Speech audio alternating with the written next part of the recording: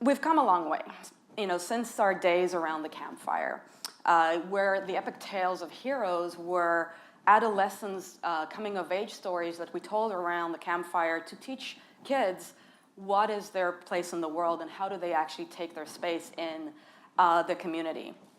And we never changed that narrative. We stuck with it.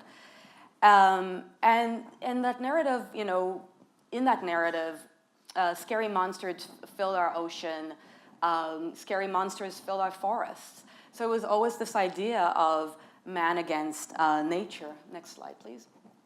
And it was really that hero's journey, as Joseph Campbell studied and brought to the world this formula, was the way we actually explain the world in our darkest times and in our lightest times throughout history.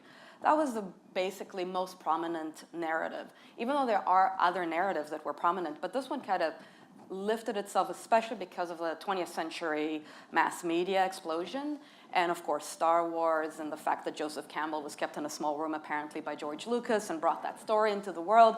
And if you actually look at a lot of our most favorite stories, they're textbook hero's journey. And don't get me wrong, we need these stories. These are our adolescents, these are our rite of passage stories. We need to go through that in our adolescence level.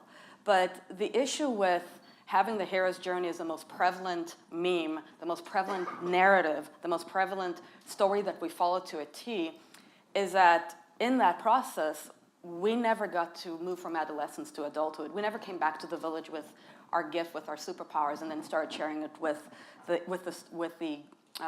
village. There is no story of, and then they went back to the village, and then this is what they did in the village, and this is how you can actually create. All of our stories stop at the beginning, which is like, after you've gone through the journey, now what? Okay, now roll to credit, rinse, repeat.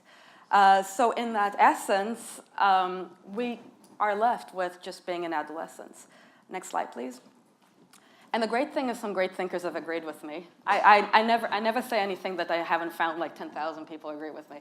So, especially smart ones, even though I have issues with Freud. But I totally agree with them. Like, we're stuck in an adolescent stage. And if you actually look at our world, it looks like a teenager's bedroom. It's messy. Nobody takes accountability. And we just get stuck in that. No wonder the integrals talk about first you wake up, then you got to grow up, then you got to clean up, and then you can actually get to show up in your own grandeur. But you got to wake up and grow up first, and then clean up your room.